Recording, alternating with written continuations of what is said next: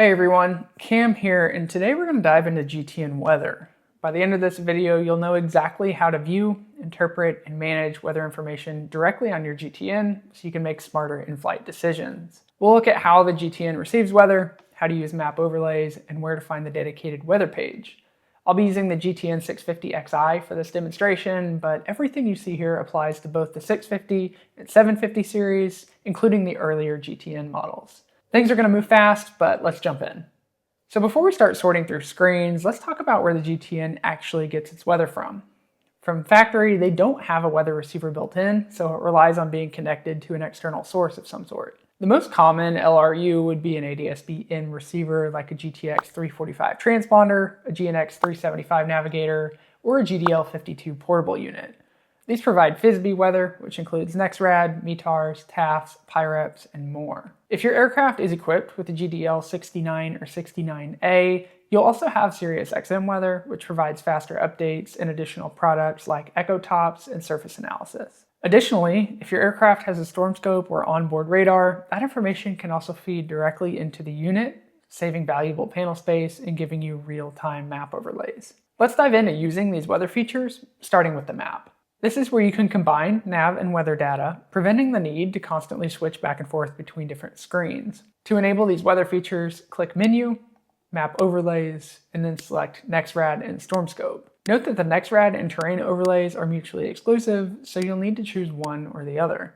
Now, one important note, if you have multiple weather receivers installed, you'll want to double check which one your GTN is pulling from. To view this or change the weather import source, click on Menu, Map Setup, Weather, and then Weather Source. Here you can choose between SiriusXM, Connext, or FIS-B weather.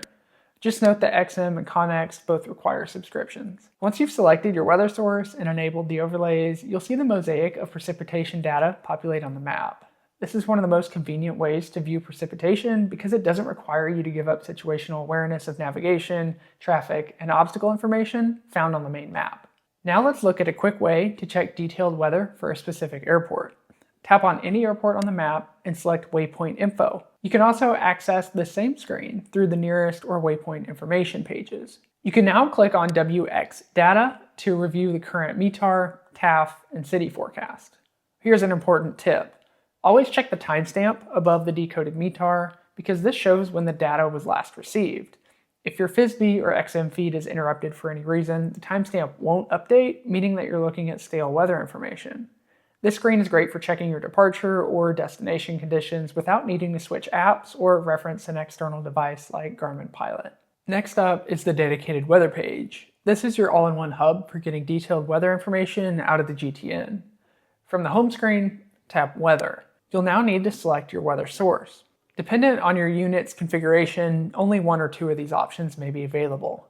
I'm going to use SiriusXM for this demonstration, but the functionality of ADS-B and Connext weather are the exact same, just at a more limited capacity.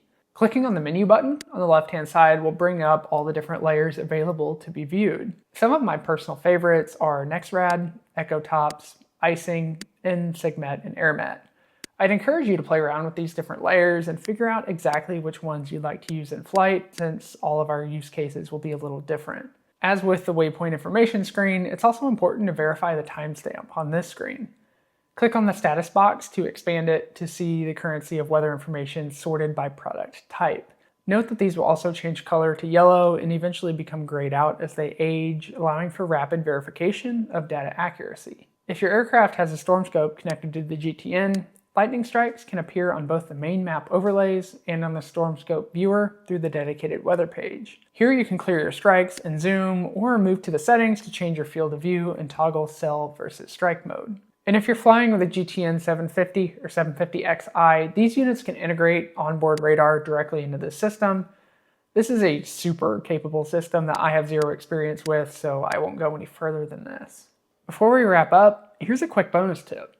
Outside of checking the timestamps and the weather status box, you can verify your FIS-B or SiriusXM datalink status if something looks a little funky. To do this, go to the weather page, select FIS-B, Menu, and datalink status.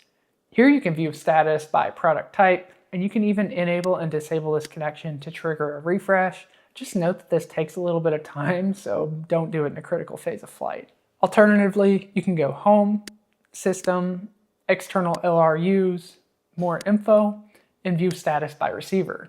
This will show your connection strength, last updated time, and any error messages. Keep in mind that this will vary based off of how your specific airframe is equipped, so you may not see the exact same options as me. And that's a quick look at how to master weather on the Garmin GTN series. If you found this video helpful, be sure to check out some of my other 5-minute mastery videos or full-length tutorials.